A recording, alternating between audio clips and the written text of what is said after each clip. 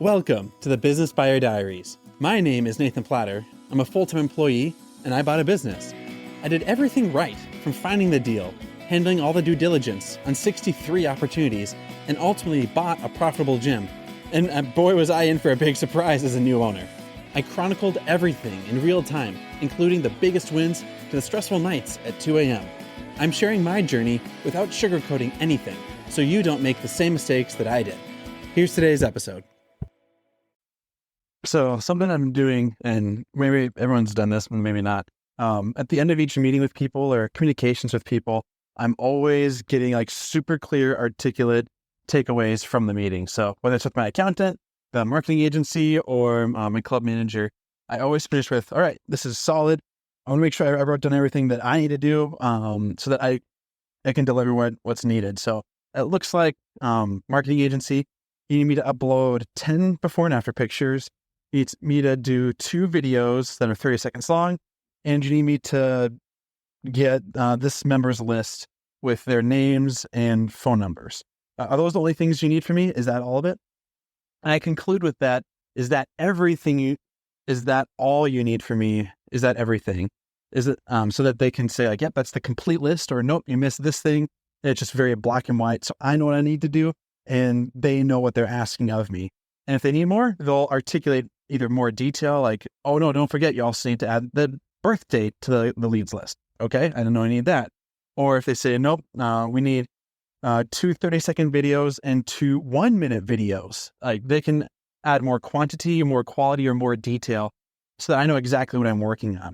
And I forgot, I also need to ask, when do you need this by? I'll work on it right away, but what's the deadline? So that I know if I got to do an all-nighter, when am I doing the all-nighter? And so this is to make sure that I keep up with their speed and I'm not the bottleneck on what we're trying to accomplish.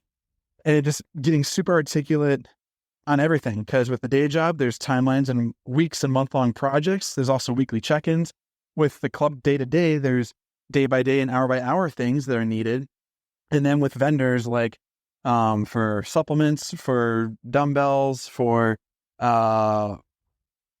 the leads agency, they have like day by day and like week-long timelines. And so keeping everything organized, well, here's a whole lot to do. And so just knowing what exactly do you need, when do you need it by, and then if I'm the one orchestrating the meeting, what do I need from you and when do I need it by? And always allowing a little bit of buffer. If I need it like in a week, I'll ask for it in like 3 days. That way, if there's a little bit of buffer time, that's in the plan. But if I need something within a month, I'll probably say, like, let's try to get that done in 2 weeks so that if things bleed over, like there's always some buffer for everything. So that's how I'm running meetings. That's how I'm wrapping them up.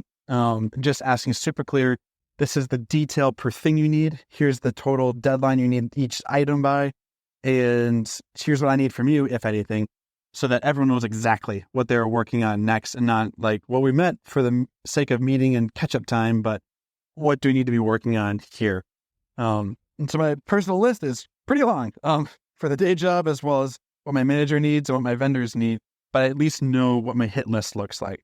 So it's looking pretty crazy. I have 2 computers and 4 monitors at my home office, and I'm zipping through things left and right, but realizing like I know exactly what I'm working on, why I'm working on it, and not just working for work's sake. And a lot of these things, what's the long-term impact of it?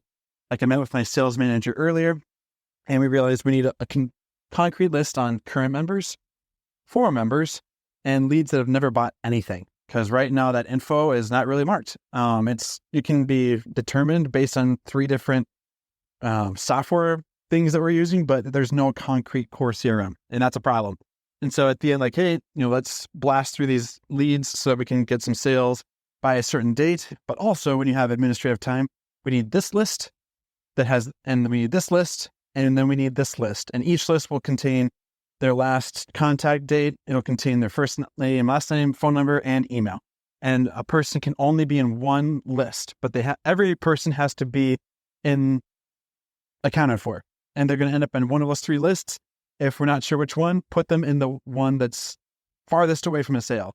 So if we have someone that's been a member and is a member, go with the most recent date, and that's probably what they are. If we can't figure it out, engage like they are an ex-member. If like, well, I'm already a member, then okay, cool. We double checked. We made sure we got that sale.